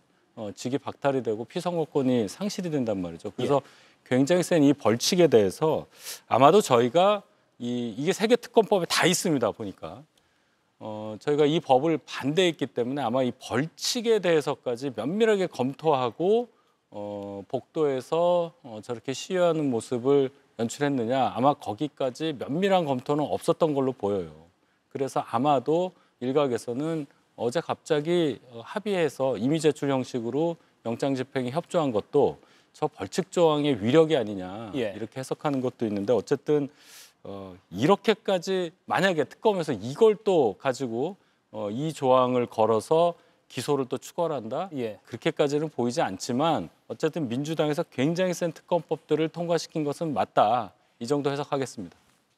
어떻게 보셨습니까? 지금 그 국민의힘이 처음부터 좀 그 적극적으로 이 아무런 그 본인들이 죄가 없다라고 주장을 하시면 어제처럼 그 특검하고 협의해서 임의 제출 방식으로라도 자료를 처음에 이렇게 했으면 아무 문제가 생길 게 없었던 겁니다. 근데 저항은 저항대로 하고 결국은 모양 빠지게 임의 제출 형식이라는 걸 통해 가지고 자료를 제출하고, 그리고 나서 하는 얘기가 당당히 임하겠다라는 그 방침에 따라서 자료를 제출했다. 도대체 이걸 지켜보고 있는 국민들은 뭐라고 생각하시겠습니까? 저기에 아무 이유도 없이 저 복도에 앉아 계셨던 의원들은 뭐라고 생각할까요? 저 의원들은 저기에서 지금 저거를 그 야당의 의원총회라고 생각하셨을까요? 아니면 스크럼을 짜고 특검의 압수수색을 방해하려고 저기에 모였다고 생각했을까요? 저는 당연히 후자라고 생각할 거라고 봅니다. 그럼에도 불구하고 저걸 의원총회라고 얘기해야 하고, 또 그리고 자료를 갖다가 제출하는 상황, 이 상황은 좀 우픈 상황이다, 이렇게 보고 있습니다. 아무튼 뭐 일각에서는 어제 국회 앞에 전국에서 당원들이 모였는데, 저희도 어제 보도했지만 요 벌칙 조항을 언론에 많이 벌칙 조항이 등장하니까 갑자기 협의 모양새가 된 게, 혹시 이런 나중에 불상사를 국민의힘에서 예견해서 빨리 좀 수습한 거 아니냐, 이런 추정도 많이 나오긴 하더라고요. 뭐 알 수는 없지만 수사를 원활하게 진행하는 측면에서는 뭐 아무튼 늦었지만 잘 된 것 같습니다. 이런 가운데 장동혁 국민의힘 대표가 윤석열 전 대통령 전당대회 때 접견하겠다고 말한 바가 있죠. 접견 관련해서 또다시 입장을 밝혔습니다. 늦지 않은 시점에 윤 전 대통령 접견 신청을 따로 하겠다라고 했습니다. 이건 윤희석 대변인께 여쭐게요. 그럼 하긴 하는 겁니까? 일단 늦지 않은 시점이라는 것, 시간을 번 거죠. 빨리 하지는 않겠다는 의사표시고, 그러면 늦지 않은 시점이 언제냐는 해석이 따르기 때문에 뭐 언제 될지 모른다는 얘기입니다. 당장 언론의 저런 질문에 대해서 본인이 전당대회에서 공약처럼 내건 것에 대해서 다시 한번 확인하는 질문에 대해서 안 한다 할 수는 없는 겁니다. 그러니까 거기에 대해서 이제 부인하지는 않은 대신에 실행 시기를 굉장히 애매하게 답변함으로써 슬기롭게 그 질문에 대해서 답변했다고 보는데, 실제 그러면 정말 뭐 한 달 안에 접견 신청을 한다, 저는 그렇게는 보지 않아요. 여러 가지 전국 상황도 보겠지만은 그렇게 될 경우에 장동혁 당대표가 당대표로서의 어떤 행위에 대한 평가를 받을 텐데, 지금은 선거 전당대회 표 얻으려고 하는 상황이 아니잖아요. 당대표는 당원과 지지자들에게 매일매일 뭔가를 독려할 수 있는 그런 것을 줘야 하는 입장에서 윤 대통령 접견 신청을 한다? 제가 볼 때는 그 실현 가능성에 대해서는 그렇게 높게 보지 않습니다. 그러니까 당 대표가 전당대회 선거 과정에서 이른바 뱉어놓은 말들이 워낙 많기 때문에 이걸 지금 정작 당선이 되고 나서 수습하는 데 좀 애를 먹는 것 같아요. 애를 먹을 수밖에 없는데, 저는 어제 장동혁 대표가 좀 전에 나왔던 발언 중에 두 가지에 주목합니다. 일단 첫 번째는 늦지 않은 시점. 이미 극우 유튜버들은 많이 늦었다라고 생각을 하고 있는데, 더 언제로 가면은 늦지 않은 시점이라고 할 수 있을지, 일단 그 부분 하나 하고요. 그다음에 따로 하겠다라고 하는데, 이 따로는 누구랑 따로 하겠다라는 겁니까? 지금 김민수 최고위원하고 따로 가겠다라는 거잖아요.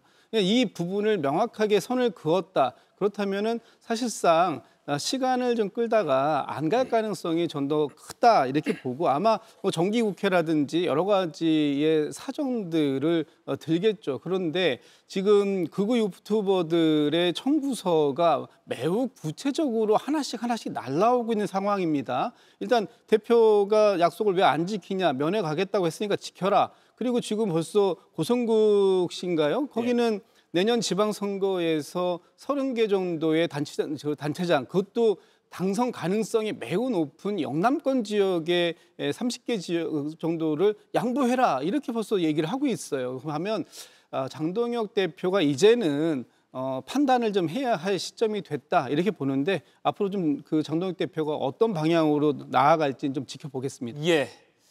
여기까지 하고요. 다음은 조국 혁신당 성비위 관련 논란을 좀 다뤄봐야 될 것 같습니다. 어제 강미정 전 조국 혁신당 대변인, 그러니까 어제까지는 대변인이었는데 이제 탈당을 했기 때문에 전이라고 하겠습니다. 8.15 사면을 기다렸고 바로 잡힐 날을 기다렸습니다.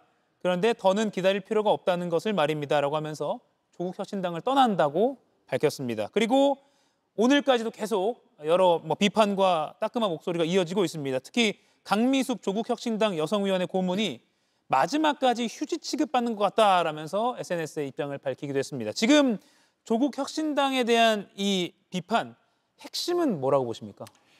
민주 진보 진영 내에서 인권 또 여성에 대해서 특히나 배려를 많이 할 수 있다 이렇게 이제 저희가 믿고 있는데 이 진영 내에서 자꾸만 이런 일들이 벌어지는 것에 대한 실망이겠죠. 그리고 당이라는 곳, 그것도 이제 조국 혁신당 이곳에서는 이런 일이 만약 벌어졌을 경우에 굉장히 단호하고 신속하게 조치가 이루어졌을 거다 이렇게 봤는데 피해자에 대한 어떤 구제가 대단히 늦었고 그 과정에서 여러 문제가 있었다는 게 핵심 아니겠습니까?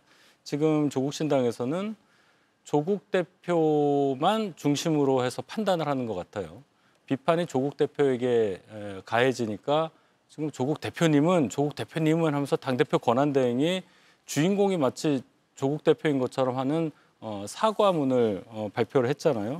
내용을 보면 피해자인 강미정 대변인에 대한 언급은 딱 한 번 있었고 다 조국 얘기만 합니다. 그러니까 이 핵심은 이 피해자에 대해서 어떻게 제대로 뭔가 피해를 구제하려는 노력을 했냐 이게 아니라 정치적으로 공격받는 것을 막으려고 하는 것을 사과라는 형식으로 냈다는 거예요. 그만큼 이 성인지 감수성이라든지 이 사태에 대해서 어떻게 대처해야 하냐 하는 정무적 감각 이 두 가지 면에서 수준 이하의 모습을 보여줬다고 저는 생각을 하고 이 부분에 대해서 조국 대표가 나는 그때 당원이 아니었기 때문에 개입할 수 없었다. 개입하면 사당이다. 그 말하는 것 자체가 사당이라고 봐요. 그걸 당대표 권한대행이 지금 조국 전 대표를 중심에 두고 생각하는 것 자체가 우리가 조국이라는 분의 사당을 운영하고 있다. 이렇게 자인하는 결과라고 보기 때문에 여러 가지 면에서 말씀드렸던 대로 성인지 감수성의 문제, 정무적 판단의 문제, 당의 어떤 인적 구성의 문제 이런 면에서 다 총체적으로 어려움을 겪고 있음을 국민 앞에 드러낸 그런 상황이라고 보겠습니다. 예, 조국 전 조국 혁신당 대표는 사건 당시에 당적이 박탈됐기 때문에 할 수 있는 일이 없었다. 그리고 그 과정 중에 소홀했던 부분은 없었는지 반성해야 한다라고 어젯밤에 페이스북에 입장을 밝히긴 했습니다. 이 입장문에 대해서 사실은 비판도 많이 나왔거든요. 저희 입장에 대해서 처음부터 그 말씀을 그러니까 이제 그 강미정 대변인이 기자회견을 하고 탈당했을 때 그때 저런 입장이 좀 초반에 나왔다면 아마 좀 다른 평가가 있었을 수도 있다고 봅니다. 그런데 지금 영상에서 나오는 것처럼 기자들이 저 부분에 대한 질문을 했을 때 마치 회피하는 듯이 그런 피하는 모습을 보여주고 난 이후에 SNS를 통해서 얘기가 나왔기 때문에 일단 비판이 좀 일단 커진 것 같고요. 또 한 가지는 형식적으로는 맞습니다. 그 당원도 아니었고 영어의 몸이었던 수감 생활 중에 있었던 일이었기 때문에 본인이 관심을 더 가질 수 있는 상황이 아니었다. 맞는 얘기죠. 그러나 지금 조국 혁신당에서 조국 전 대표가 갖는 영향력이라는 것, 이런 것에 대한 기대감, 이것이 피해자들이 조국 전 대표에게 그 8.15 특사로 나오신 이후에 뭔가 바로 적극적인 어떤 조치들이 취해질 것을 기대한 거 아닙니까? 아마 본인이 당에서 운영권이라든지 이런 부분을 갖고 있지 않다 하더라도 지금 조국 혁신당의 구성원들에게 이 문제는 매우 중차대한 문제이니 이 문제를 최우선으로 피해자 중심으로 처리해야 합니다. 이 한 말씀만이라도 했다면 아마 피해자들이 이렇게까지 좀 상실감을 갖지는 않았을 것이다 라는 것이 이 논란의 핵심이 아닐까 싶고요. 그 부분에 있어서는 조금 더 말씀 주셨던 것처럼 조국 전 대표를 보호하는 듯한 인상을 주는 것보다는 피해자를 중심으로 하는 이 조국 혁신당의 재발 방지 노력, 그리고 이 상황 속에서 조국 전 대표도 함께 그 아픔, 피해자들의 아픔을 함께 하는 것 같은 그런 노력들이 좀 적극적으로 보였으면 어땠을까라는 아쉬움을 갖게 되는 대목이 이 지점인 것 같습니다. 예. 그리고 이번 논란과 관련해서 최강욱 민주당 교육연수위원장의 2차 가해성 발언도 도마 위에 올랐습니다. 잠깐 듣고 이야기 더 나누겠습니다. 지금 조국 혁신당에서 세종시당이 어떻든 성비가 어떻든 그거를 정확하게 사실관계를 아는 분이 몇 분이나 될까요? 당선이 아니면 모르는 거 아니에요. 그냥 내가 보기에 나는 누구누구가 좋은데 저희가 저희 하니까 저 말이 맞는 것 같아. 이건 아니죠. 그 개돼지의 생각이죠. 예, 조국 혁신당 당원들 대상으로 한 강연을 녹음한 거라고 하죠. 개돼지라는 발언까지 나왔습니다. 최강욱 전 의원이 항상 그 단어 선택이 좀 수위가 높아서 많은 문제가 있었는데 이건 민주당 차원에서 빨리 정리를 해야 된다고 봅니다. 뜻은 뭐 그렇다 치더라도 저런 용어를 쓰면서 대중을 향해서 정치한다는 거 있을 수 없고 민주당의 교육연수원장을 맡은 분들은 왜 이렇게 자꾸만 서로에 휩싸이는지 정봉주 전 의원, 박구영 전 교수 다 교육연수원장 출신이거든요. 민주당에서 이 교육연수원이라는 곳을 좀 어떻게 좀 해야 되지 않는가 그런 지적도 있다는 것을 말씀드리고 싶습니다. 예. 최강욱 의원의 발언 취지가 어쨌든 간에 본인 스스로가 SNS에 사과문을 올린 것처럼 이 부분이 2차 가해로 느껴질 만한 발언이었다라는 부분에 있어서는 그 두말할 여지가 없을 것 같습니다. 그것 때문에 정청래 대표가 당의 윤리감찰단에 즉각적인 진상조사를 하라고 하고 오늘 오후에 지금 최강욱 그 연수원장에 대한 조사가 이루어지고 있는 걸로 알고 있습니다. 당에서 적절한 조치를 취할 것으로 그렇게 알고 있습니다. 예, 파장이 좀 이어질 것 같은데요. 이건 또 다음 시간에 이야기 나누도록 하겠습니다. 두 분과 인사드리겠습니다. 고맙습니다. 최신 연구를 통해 개발된 센소다인 리페어 앤 프로텍트는 민감성 치아 깊숙이 침투해 틈새를 효과적으로 채우고 보호해주죠. 센소다인 리페어 앤 프로텍트만의 차이를 경험해보세요. 센소다인. 치명 믿을 수 있습니다. 치명 포장하지 않습니다. 그 대신 정관장은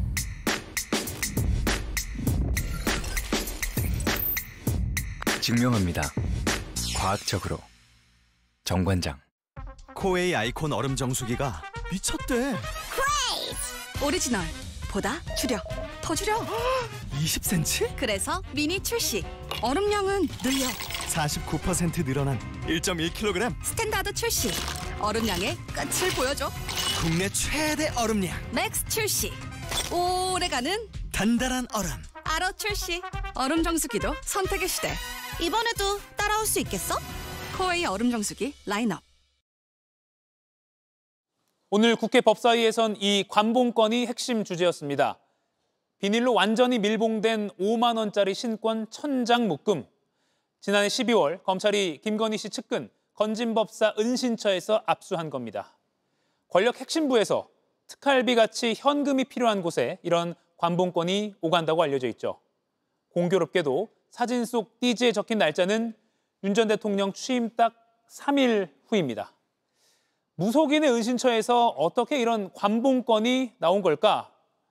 일반인도 쉽게 의문을 가질 만한데 당시 검찰은 더 이상 의문을 제기하지 않았습니다. 심지어 출처를 추적할 핵심 단서인 띠지를 분실했다는 사실이 나중에 드러났죠. 검찰의 공식 해명은 지난해 임용된 신참 직원의 업무상 실수라는 것. 하지만 그간 검찰 스스로 신뢰를 깎아먹은 탓일까? 검찰의 이 설명을 그대로 믿는 국민은 많지 않아 보입니다. 오늘 한 컷이었습니다.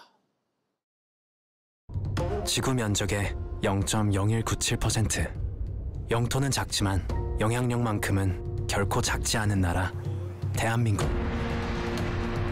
전 세계를 주도하는 에너지 기술부터 LNG 운반선 기술, 첨단 방위 기술까지 세계가 대한민국을 필요로 하는 기술, 한화가 이끌어가고 있습니다. 지속 가능한 내일, 한화. 질레트랩스 딥 클렌징 바. 놓친 수염? 질레트랩스라면 걱정 없지? 질레트 최상의 밀착 면도를 각질 속 숨은 수염까지 제거해 확실하게 밀착 면도. 하루 종일 깔끔하게. 질레트랩스 딥 클렌징 바. 이건 비장의 카드. 20가지 멀티비타민은 기본. 간, 눈, 혈행 건강 혜택까지 완성된 한판. GNM 올인원 뉴트리션 멀티비타민 플러스. 한판 완판. 이가역 라이브 마칩니다. 다음 주에 뵙겠습니다. 고맙습니다.